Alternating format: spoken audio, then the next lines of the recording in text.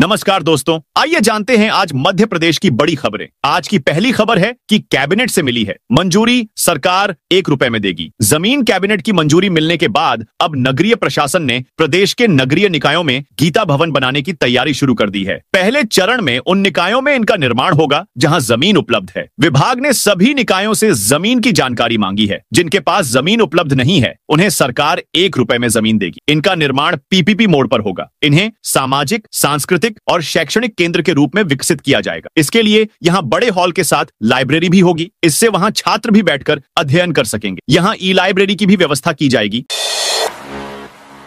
MP में tiger safari हुई। महंगी पेंच टाइगर रिजर्व के कोर एरिया के तीनों गेट जमतरा, कर्माझिरी और दूरिया 1 अक्टूबर से खुल जाएंगे। 3 माह बाद पर्यटक सफारी का लुत्फ उठाने के साथ बाघ का दीदार कर सकेंगे। हालांकि इस बार उन्हें 10% अधिक प्रवेश और गाइड की बढ़ी हुई फीस देनी होगी। 3 साल बाद शासन ने पेंच टाइगर रिजर्व में एंट्री फीस और गाइड की फीस बढ़ा दी है। इससे पहले वर्ष 2021 में फीस बढ़ाई गई थी। बता दें कि पेंच टाइगर रिजर्व का मुख्य कोर क्षेत्र मानसून सत्र के दौरान 1 जुलाई से 30 सितंबर तक पर्यटकों के लिए बंद रहता है। इस अवधि में टाइगर रिजर्व में सड़कों का रखरखाव और संरक्षण कार्य किए जाते हैं। लेकिन पर्यटकों को बफर जोन में घूमने का मौका मिलता है। बफर एरिया में जानवरों की चहलकदमी कम होती है, जबकि कोर जोन में अधिक रहती है। ऐसे में देश विदेश के पर्यटकों को कोर जोन के गेट खुलने का इंतजार रहता है। 27% ओबीसी आरक्षण पर सुनवाई टली तो एमपी में छिड़ी सियासी जंग। प्रदेश में ओबीसी वर्ग को 27% आरक्षण देने के मामले में बुधवार से सुप्रीम कोर्ट में प्रतिदिन सुनवाई होनी थी। अब यह मामला 8 अक्टूबर तक स्थगित कर दिया गया है। सुप्रीम कोर्ट ने तल्ख टिप्पणी करते हुए कहा कि हम तैयार हैं, आप नहीं। बुधवार को अटॉर्नी जनरल आर वेंकटरमणि और मध्य प्रदेश सरकार के वकीलों ने कोर्ट से 27% ओबीसी आरक्षण पर लागू अंतरिम स्टे हटाने की मांग की। सामान्य वर्ग के उम्मीदवारों की ओर से वकीलों ने दलील दी कि उन्हें मप्र सरकार की ओर से 23 सितंबर को ही 15,000 पेज के दस्तावेज सौंपे गए हैं। इनका अध्ययन करने के लिए अतिरिक्त समय की जरूरत है। इस पर कोर्ट ने सुनवाई के लिए 8 अक्टूबर की तारीख तय कर दी है। सीए दिल्ली दंगों पर इंदौर में बनी फिल्म सभी याचिकाएं खारिज। इंदौर में शूट की गई भारत की पहली one shot Hindi feature film 2020 Delhi 14 नवंबर 2025 को देश भर के सिनेमा घरों में रिलीज के लिए तैयार है। फिल्म को लेकर कई विवाद और राजनीतिक विरोध भी सामने आए, लेकिन दिल्ली हाईकोर्ट ने इसे रचनात्मक स्वतंत्रता का समर्थन देते हुए सभी याचिकाएं खारिज कर दी। दिल्ली दंगों के 7 आरोपियों ने हाईकोर्ट में फिल्म पर रोक लगाने की अपील की थी। वहीं मंत्री कैलाश विजयवर्गीय ने फिल्म की तारीफ की है। उन्होंने कहा कि इस तरह की फिल्म बनती रहना चाहिए। सीए का मुद्दा तो उस दौरान भी सही था और आज भी सही है। एमपी में 15,000 वक्फ समितियों को मिला टारगेट। वक्फ से होने वाली आय को समाज में तालीम को बढ़ावा देने पर खर्च करो और इनाम पाओ। प्रदेश में 15,000 वक्फ समितियों को वक्फ बोर्ड ने टारगेट दिया है। इसके तहत पढ़ाई में अधिक से अधिक स्टूडेंट की मदद करनी होगी। इसके लिए स्कॉलरशिप दी जाएगी। इसकी मॉनिटरिंग वक्फ बोर्ड करेगा। प्रदेश में वक्फ संपत्तियों की देखरेख के लिए प्रदेश में वक्फ समितियां हैं जो बोर्ड के अधीन काम कर रही है। वक्फ प्रॉपर्टी की देखरेख से लेकर उसके रिकॉर्ड की जिम्मेदारी इनके पास है। वक्फ संशोधन एक्ट के बाद वक्फ आय को ये समितियां शिक्षा पर ज्यादा खर्च करेगी। हर समिति को अपने जिले में रिकॉर्ड रखना होगा। आय के मुताबिक स्कॉलरशिप देने से लेकर जरूरतमंदों की मदद के लिए काम करना होगा। इसी के आधार पर इनकी रैंकिंग होना है। इसी के आधार पर इनकी रैंकिंग तय होना है। देवा पारदी मामले में फरार आरोपियों पर इनाम घोषित। देवा पारदी की पुलिस हिरासत में संदिग्ध मौत के मामले में फरार आरोपी पुलिसकर्मियों की खोज के लिए सीबीआई ने 2 लाख रुपए का इनाम घोषित किया है। इस मामले में सुप्रीम कोर्ट ने पिछली सुनवाई में सीबीआई को गिरफ्तारी में ढिलाई पर कड़ी फटकार लगाई थी और आज फिर सुप्रीम कोर्ट में इस मामले की सुनवाई हो रही है। 15 जुलाई 2024 को पीलाखेड़ी के देवा पारदी की शादी थी। 14 जुलाई की शाम को जब बारात गुना के लिए निकल रही थी, पुलिस ने देवा और उसके चाचा गंगाराम को चोरी के केस में कुछ जांच के लिए गिरफ्तार किया। गिरफ्तारी के बाद देवा की पुलिस हिरासत में मौत हो गई। सड़क पर छोड़े मवेशी तो होगी एफआईआर। हरदा जिले में दूध लगाने के बाद उन्हें घर में बांधकर चारा, भूसा, पानी देने के बजाय रोड पर खुला छोड़ने वाले पशुपालकों की शामत आएगी। अब ऐसे पशुपालकों के खिलाफ प्रशासन नगर पालिका के माध्यम से नजदीक के थाने में एफआईआर दर्ज कराएगी। रोड पर मिलने वाले पशुओं के कान में लगे टैग की मदद से पशुपालक की अधिकारी पहचान करेंगे, फिर केस दर्ज कराया जाएगा। जिले में सड़कों पर निराश्रित रूप से मवेशी छोड़ने वाले पशुपालकों को अब कार्रवाई के दायरे में लाने से मुख्य रोड और हाईवे आदि पर पशुओं के डेरे कम नजर आने की उम्मीद है। जिले की सीमा से गुजरने वाले स्टेट और नेशनल हाईवे सहित शहर की मुख्य सड़कों और कॉलोनियों की गलियों सहित विभिन्न व्यस्ततम चौराहों पर पशुओं के झुंड हादसों का कारण बनने लगे हैं। बिल न चुकाने पर 990 घरों के कनेक्शन काटे, लंबे समय से 39,58,000 रुपए बकाया। बिजली बिल नहीं जमा करने पर सिटी सर्किल के अधिकारियों ने को पांचों संभाग में 990 उपभोक्ताओं के बिजली कनेक्शन काटे। जब भी टीम यहां कार्रवाई करने जाती तो आसपास के उपभोक्ता हंगामा करने लगते थे। इसीलिए बुधवार को टीम दल बल के साथ पहुंची। कई उपभोक्ताओं के घरों के पोल से तो कई के मीटर से कनेक्शन काटे गए। उन्हें चेतावनी दी गई कि दोबारा लाइन जोड़ने पर प्रकरण दर्ज किया जाएगा। बाबा महाकाल के दरबार पहुंचे अभिनेता संजय दत्त। बॉलीवुड अभिनेता संजय दत्त गुरुवार सुबह मध्य प्रदेश की पवित्र नगरी उज्जैन में स्थित 12 ज्योतिर्लिंगों में से एक श्री महाकालेश्वर मंदिर में बाबा महाकाल के दर्शन करने पहुंचे। इस दौरान सबसे पहले वो महाकाल की भस्म आरती में शामिल हुए। नंदी हॉल में बैठकर संजय दत्त ने महाकाल की विशेष पूजा अर्चना की और उनका आशीर्वाद लिया। संजय दत्त के मंदिर पहुंचने की खबर फैलते ही मंदिर परिसर में श्रद्धालुओं की भारी भीड़ उमड़ पड़ी। उनके दर्शन और भक्ति में लीन होने से माहौल पूरी तरह भक्तिमय हो गया। मंदिर के पुजारियों के अनुसार संजय दत्त ने पूरे विधि विधान के साथ पूजा की और बाबा महाकाल से सुख समृद्धि की कामना की। उनकी पूजन विधि पुजारी अर्पित गुरु और पुजारी यश गुरु द्वारा संपन्न कराई गई।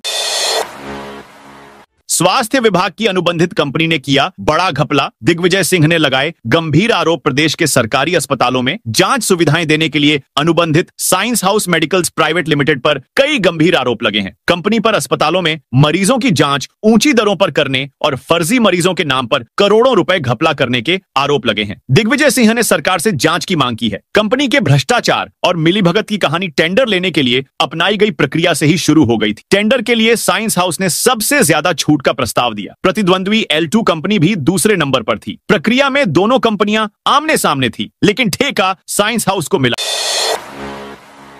सरकारी राशन के साथ मुफ्त इलाज के लालच में जिले में बनाए फर्जी BPL राशन कार्ड। छतरपुर जिले में सरकारी राशन और आयुष्मान भारत योजना के तहत मुफ्त इलाज का लाभ पाने के लिए 2,30,000 अपात्र लोगों ने फर्जी BPL राशन कार्ड बनवाए। जांच में यह खुलासा हुआ कि अमीर व्यापारी, लखपति, सरकारी कर्मचारी और अन्य लोग फर्जी दस्तावेजों के सहारे गरीबों के नाम पर कार्ड बनवाकर सरकारी संसाधनों का दुरुपयोग कर रहे थे। इस फर्जीवाड़े से सालाना लगभग 240 करोड़ रुपए का नुकसान होने का अनुमान है। इनकम टैक्स और GST विभाग से प्राप्त रिपोर्ट के अनुसार कई ऐसे परिवार भी BPL सूची में शामिल पाए गए जिनकी वार्षिक आय 6 लाख रुपए से अधिक है। इसके अलावा जिनके पास 4 पहिया वाहन, ट्रैक्टर, बड़ी खेती, पक्का मकान, सरकारी नौकरी या पेंशन है, वे भी इसमें शामिल थे।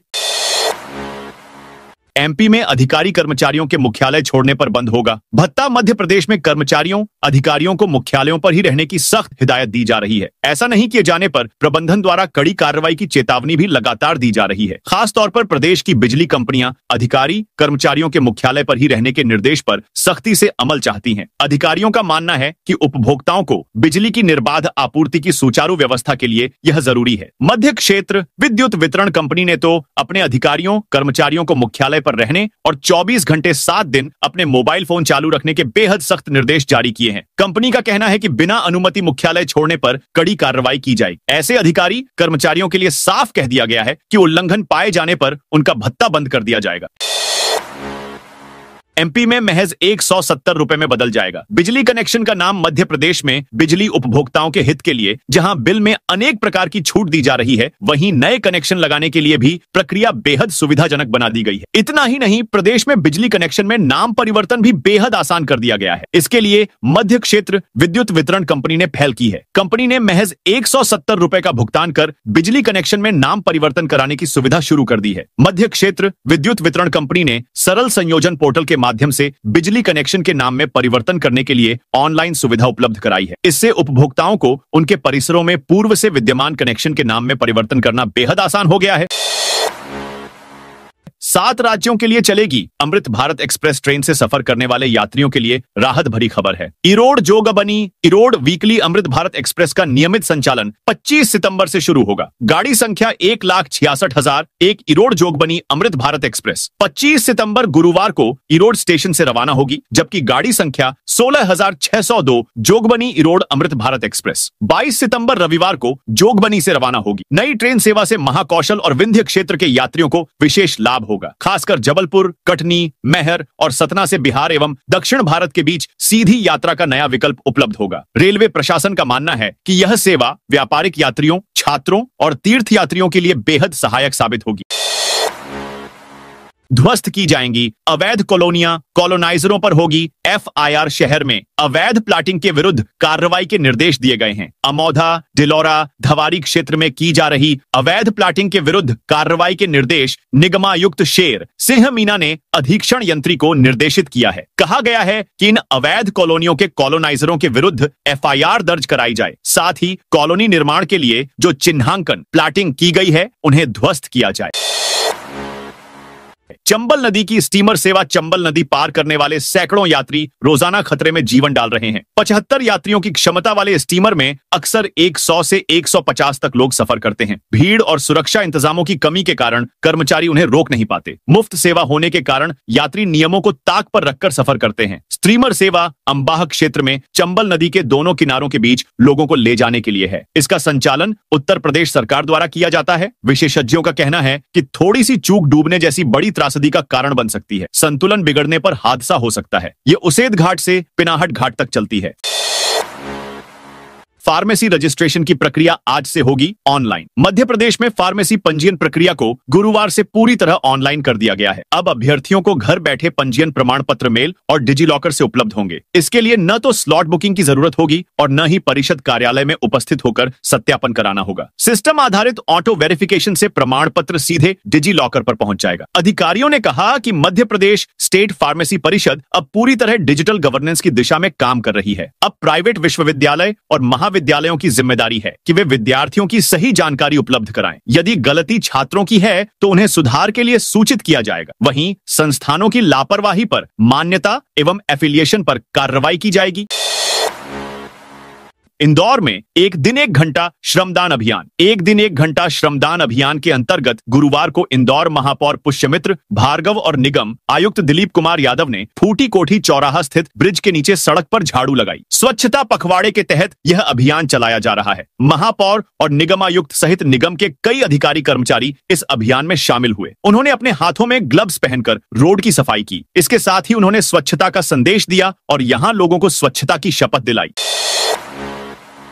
रीवा में भाजपा की नई जिला कार्यकारिणी घोषित। भारतीय जनता पार्टी की नई जिला कार्यकारिणी की घोषणा कर दी गई है। इसमें उपाध्यक्ष, महामंत्री, मंत्री और अन्य पदों पर चयन किया गया है। कार्यकारिणी में कुल 19 पदाधिकारी शामिल हैं, जिनमें 5 महिलाएं भी नियुक्त की गई हैं। पूर्व विधानसभा अध्यक्ष और वर्तमान देवतालाब विधायक गिरीश गौतम के भतीजे विवेक गौतम को जिला महामंत्री, जबकि जनपद CEO पर हमले मामले में विवादों और सुर्खियों में घिरे मनीष चंद्र शुक्ला को जिला उपाध्यक्ष का पद सौंपा गया है। हालांकि विवेक गौतम खुद भी लंबे समय से भाजपा के संगठन से जुड़े रहे हैं।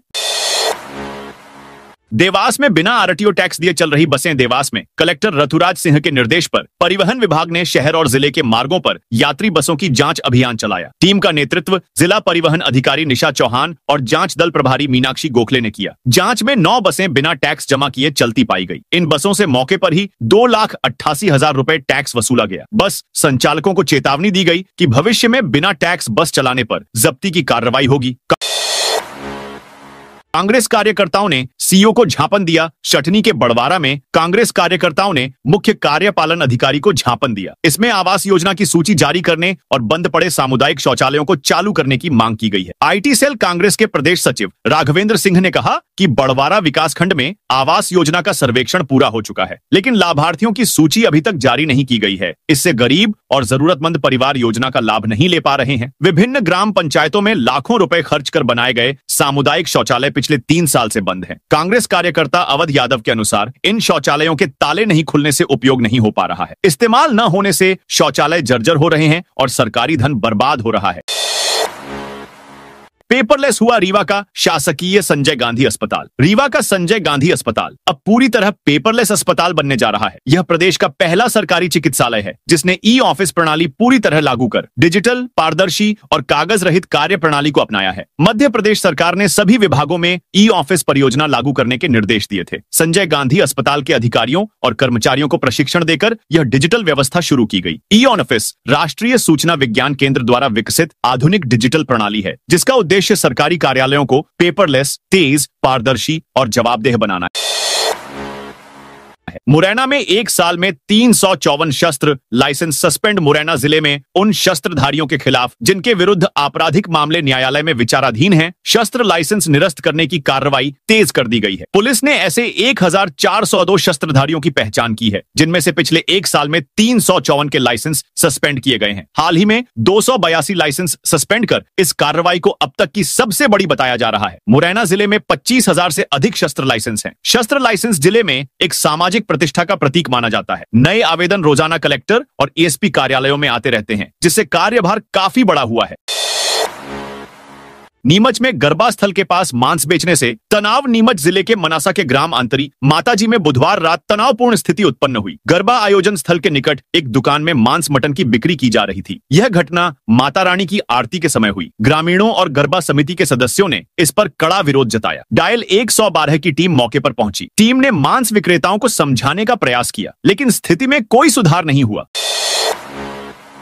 पर्यटन को नई उड़ान देगा Tamia marathon. Madhya Pradesh tourism board और जिला प्रशासन के संयुक्त प्रयास से जिले में पहली बार तामिया मैराथन का आयोजन होने जा रहा है। विश्व पर्यटन दिवस 27 सितंबर 2025 को तामिया में आयोजित होने वाली यह मैराथन जिले में पर्यटन को नई पहचान देने की पहल मानी जा रही है। यह कार्यक्रम स्वच्छता ही सेवा पखवाड़ा के तहत आयोजित किया जाएगा। इसी को लेकर मंगलवार को कलेक्टर कार्यालय सभा कक्ष में कलेक्टर शीलेंद्र सिंह ने जानकारी दी। कांग्रेस का वोट चोर गद्दी छोड़ अभियान। कांग्रेस के वोट चोर गद्दी छोड़ हस्ताक्षर अभियान का आज शुभारंभ होगा। अभियान में कांग्रेस संगठन प्रभारी विधायक प्रताप ग्रेवाल शामिल होंगे। हस्ताक्षर अभियान का शुभारंभ सुभाष नगर चौराहा से प्रारंभ होगा। अभियान को लेकर कांग्रेस पार्षद दल की बैठक हुई। बैठक में रतलाम शहर से 50,000 हस्ताक्षर का लक्ष्य तय किया। 40 अलग अलग चौराहों पर स्टॉल व प्रत्येक वार्ड में घर घर जाकर हस्ताक्षर कराएंगे। कांग्रेस कार्यकर्ता अपने स्तर पर क्षेत्रों में हस्ताक्षर करवाएंगे। बैठक में शहर कांग्रेस अध्यक्ष शांतिलाल वर्मा ने बैठक में सभी को 2 से 2,000 हस्ताक्षर करवाने का लक्ष्य दिया। ऑनलाइन मिलेगी सीएनजी स्टेशन और पीएनजी लाइन की एनओसी। मुख्यमंत्री मोहन यादव गुरुवार को सागर जिले के जैसी नगर में सिटी गैस डिस्ट्रीब्यूशन पोर्टल और मुख्यमंत्री अन्न सेवा जागरूकता कार्यक्रम शुरू करेंगे। सिटी गैस डिस्ट्रीब्यूशन नेटवर्क के विकास और सीएनजी स्टेशन के संचालन के लिए एनओसी और पाइपलाइन बिछाने की अनुमति अब ऑनलाइन इसी पोर्टल से मिल सकेगी। सभी शहरों में एनओसी और पाइपलाइन बिछाने की अनुमति के लिए यह सिंगल विंडो पोर्टल होगा। वैष्णो देवी तीर्थ यात्रा के लिए जाएंगे 300 यात्री। मध्य प्रदेश शासन धार्मिक न्यास एवं धर्मस्य विभाग भोपाल के निर्देशानुसार जिले से 5 अक्टूबर को वैष्णो देवी तीर्थ यात्रियों को यात्रा के लिए भेजा जाना है। शासन द्वारा सागर जिले के लिए 300 यात्रियों का कोटा निर्धारित किया गया है। निर्धारित कोटे से अधिक संख्या में आवेदन प्राप्त होने से तीर्थ यात्रियों का चयन लॉटरी प्रक्रिया द्वारा 26 सितंबर को होगा। यह दोपहर 1 बजे एनआईसी राष्ट्रीय विज्ञान सूचना केंद्र सागर में किया जाएगा। लॉटरी प्रक्रिया के दौरान जिले के सांसद, विधायक सहित अन्य जनप्रतिनिधि शामिल होंगे। तो दोस्तों, यह थी आज मध्य प्रदेश की बड़ी खबरें। आप इस वीडियो को कौन से जिले से देख रहे हैं, उस जिले का नाम जरूर बताइए।